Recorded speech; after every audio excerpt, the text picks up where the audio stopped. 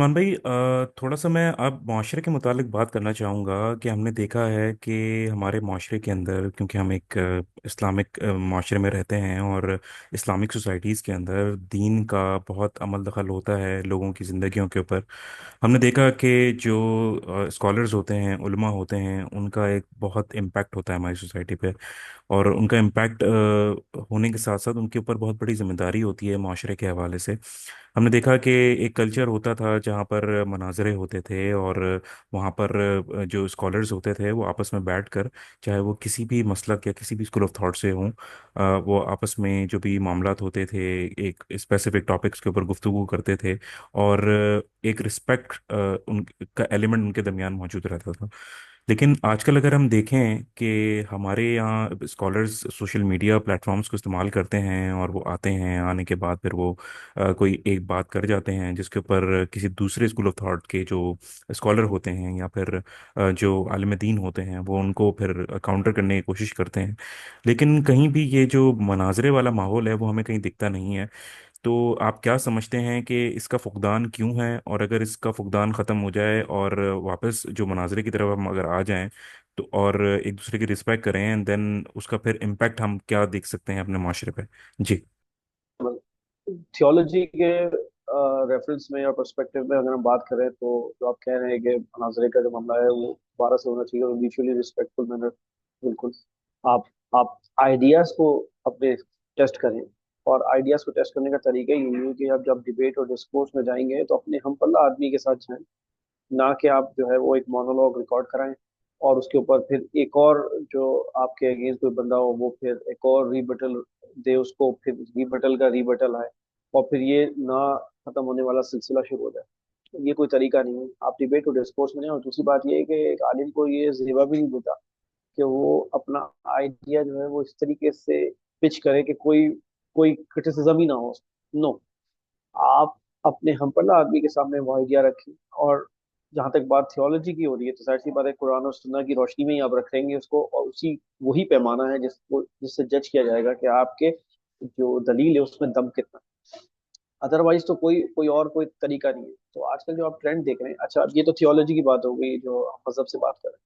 इसके अलावा भी अगर आप बाकी मामला में भी देखें तो जो स्कॉलर्स हैं, चाहे वो दीनी स्कॉलर्स ना हो, तो कि हमारे जो दुनियावी मामला में बात करते हैं, जो सियासत पे बात करते हैं, जो मीशत पे बात करते हैं, जो माशरती मामला पे बात करते हैं, टेक्नोलॉजी पे बात करते हैं, या किसी और मकतब फिक्र के मामला पे बात करते हैं, उनको आप ये देखें कि वो भी ये करते हैं कि वो आते हैं आइसोलेशन में। आजकल सोशल मीडिया का दौर है, मोनोलॉग अपना देते हैं और चले जाते हैं। ठीक है, या कहीं किसी पॉडकास्ट में बैठ के कुछ बात कर देते हैं, चले जाते हैं किसी के खिलाफ और इंडिविजुअल्स को पिन पॉइंट करते हैं। अब मैं आपको एक बात बताऊं जो कदीम यूनान में, और आपको पता ही है सॉक्रेटी और अरिस्टोटल और उनसे जो बातें मिलती है वो ये है कि वो कहते हैं कि जो ग्रेट माइंड होते हैं ना वो आइडियाज को डिस्कस करते हैं। आप इस बात देखें जरा बात। और उसके बाद वो कहता है जो मीडियोकर और एवरेज माइंड के लोग होते हैं वो बात करते हैं कि इवेंट्स पे बात कर रहे होते हैं, और जो बिल्कुल लो लेवल के लोग होते हैं वो बात करते हैं इंडिविजुअल्स। तो आप टेस्ट करें अपने लोगों को कि ये किस लेवल की डिबेट और डिस्कोर्स होती है हमारे माश में। क्या आइडियाज की शेयरिंग हो रही है? क्या आइडियाज एक्सचेंज हो रहे हैं? या इन आइडियाज की क्लैश की वजह से कोई नई आइडियाज जो है वो उभर रहे हैं हमारे माशरे में? यहाँ वो एक पुरानी बहस जो है वो रेट्रिकल लेके बैठे हुए हैं और उसको बस ड्रम बजाए जा रहे हैं, बजाए जा रहे हैं, बजाए जा रहे हैं। मेरे ख्याल में हम उस लेवल पे आए हैं कि हम एक ही चीज को कुरेदे जा रहे हैं, कुरेदे जा रहे हैं, कुरेदे जा रहे हैं। और उसमें जल्दी पतेल का काम इसने में किया है कि हम मोनोलॉग को चले गए। एक स्कॉलर का आइडिया टेस्ट ही नहीं होगा, एक स्कॉलर का ओपिनियन टेस्ट ही नहीं होगा जब तक कि वो अपने हम पल्ला कॉन्टेम्प्रेरी स्कॉलर्स के सामने बैठ के वो शेयर नहीं करेगा, जिसका आपने निशानदेही की कि पहले मनाजरे होते थे। और बिल्कुल म्यूचुअली रिस्पेक्टफुल मैनर में होने चाहिए। एक कंड्यूसिव एनवायरनमेंट हो जिसमें सुनने वाले को कुछ फायदा हो कि यार ये दलील दे रहे हैं दोनों तरफ से, और उसको सोचने का मौका मिले। और फिर अवाम पे है ये बात कि वो अपनी अपनी भी रिसर्च करे और स्कॉलर्स को भी सुने, और उसके बाद फिर जो है कि इन्फॉर्म डिसीजन ले किसी भी चीज के बारे में।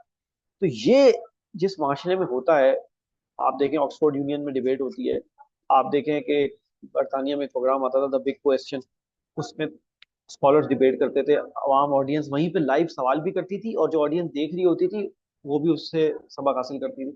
इस तरह की जो चीजें वेस्ट में बहुत सारी जगह पे होती है, हमारे यहाँ ईस्ट में बाकायदा ये ट्रेंड था ये होता था, लेकिन अनफॉर्चुनेटली नापैद हो गया ये किसी वजह से। और आप देखेंगे आजकल का जो ट्रेंड ये है सोशल मीडिया का, जो जो जो उसको बेसिकली अब्यूज किया जा रहा है सोशल मीडिया के प्लेटफॉर्म को, जो कि पावरफुल है, आप लाखों करोड़ों लोगों तक अपनी बात पहुंचा सकते हैं। लेकिन कब?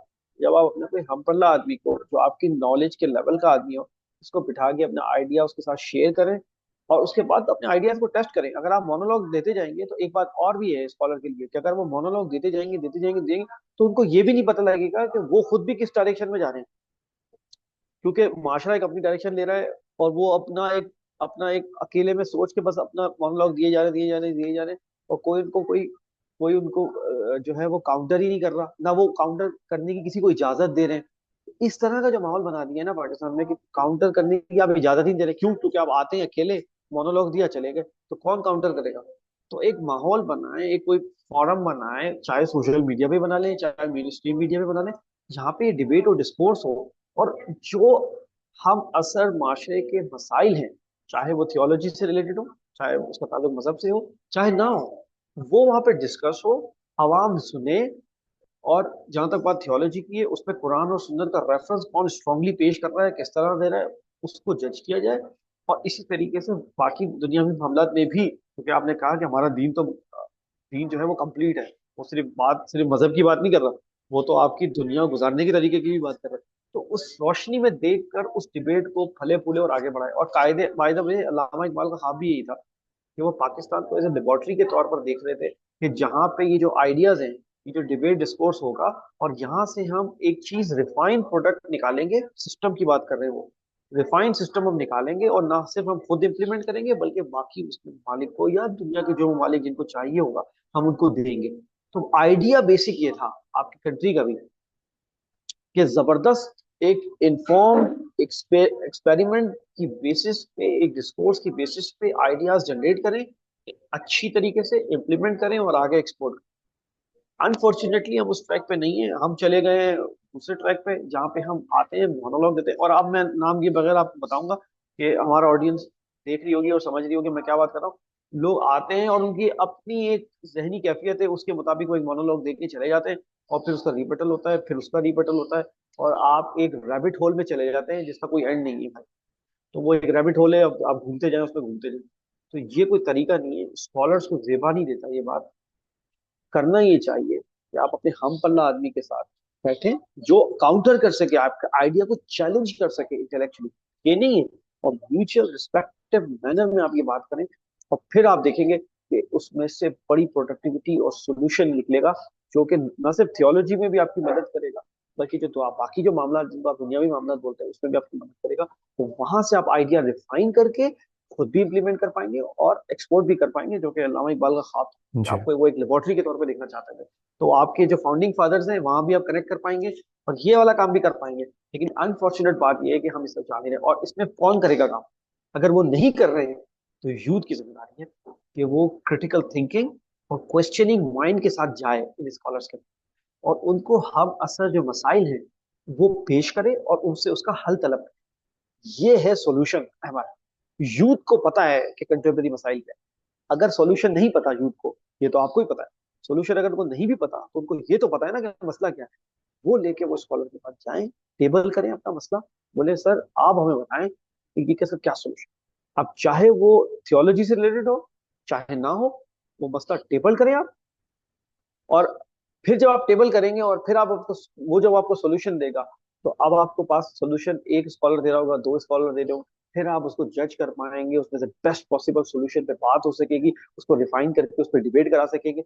इस तरह का एक इंटेलेक्चुअल माहौल की जरूरत है पाकिस्तान। माशरे ग्रो ही नहीं करते जब तक कि डिबेट और डिस्कोर्स नहीं होता इंटेलेक्चुअल स्कॉलर्स की तरफ। ना कि आप एक नीम हकीमों को बिठा दें पॉडकास्टों पे, और उनसे फिर सोल्यूशन आप दरियाफ्त करें। उससे तो फिर कुछ भी नहीं होगा, उससे chaos ही होगा, जो कि आप देख रहे हो रहा है। प्रॉपर जी। स्कॉलर्स जिन्होंने मेहनत की हो, जिन्होंने अपना सिक्का जो है मनवाया हो अपनी फील्ड में, कोई भी अपनी रिलेटिव फील्ड हो, बनाया, उस पर वो बात हो। फिर आप और मैं भी उसको सुनेंगे, हमें भी जो है वो एक लर्निंग का हमारा भी एक समा बंधेगा, हमारी भी लर्निंग होगी, जो लोग और सुनेंगे उनकी भी लर्निंग होगी। और फिर ये कैस्केड इफेक्ट जाएगा, और हर बंदा फिर क्या करेगा। तो पाकिस्तान में एक और चीज की जो हमें कमी महसूस होती है, कि हम आके हमारी हमारी जो ऑथेंटिसिटी जो है ना चीजों की, उसको हम इंश्योर नहीं करते। यानी अगर आप बात करें दूसरे माशरों में, वो अगर बोलेगा ना कि 9 है, तो वो 9 ही होते हैं। सबसे पहला चेक जो हमारे यहाँ लगाने की जरूरत है ना, कि अच्छे अच्छे स्कॉलर्स को मैंने देखा है कि एग्जेजरेशन जो है ना, मुबालगा आराई, वो कर जाते हैं। यानी चीज होगी 5, वो बता हम्म। रहे होंगे 10। सबसे पहला चेक जो आपको अपने स्कॉलरशिप में लगाना है, वो ऑथेंटिसिटी, आपकी बात की ऑथेंटिसिटी कितनी, फैक्ट्स फैक्ट्स को आपने कितना चेक करके बयान किया। That's very very important. और जबकि स्कॉलर ही अगर मुबालगा आराई करेंगे और एग्जेजरेशन करेंगे, यकीन मानो अमर, फिर तो कौम का क्या हाल है आपको पता है। ये मैं नाम नहीं लूंगा, हमारे यहाँ एक बड़े सोशल वर्कर हैं, बड़े अच्छा काम कर रहे हैं जेडीसी में, जफर भाई। उन्होंने एक दिन खड़े होकर सड़क पे बोल दिया कि कराची की आबादी 5 करोड़ है। तो अब आप देख लें फिर, 5 करोड़ है कराची की आबादी। आपको लगता है 5 करोड़ आबादी है? नहीं। तो इसका मतलब ये नहीं कि वो अच्छा काम नहीं कर रहे, अच्छा काम कर रहे हैं, लेकिन मैं क्या आपको बोल रहा हूँ, ये जो है ना फैक्ट चेक, ऑथेंटिसिटी, वो बड़ी जरूरी है। और वो कहाँ से आएगी? स्कॉलर से ये ट्रिकल डाउन इफेक्ट नीचे जाएगा। जब वही ऑथेंटिसिटी मेक श्योर करेंगे तो नीचे वाला आदमी खुद ब खुद करेगा। लेकिन ऊपर से ही मुबालगा आ रही होगी तो नीचे तो फिर आपको पता है, फिर कराची की आबादी 5 करोड़ हुई है भाई। ये आपके लिए खबर है। ठीक है।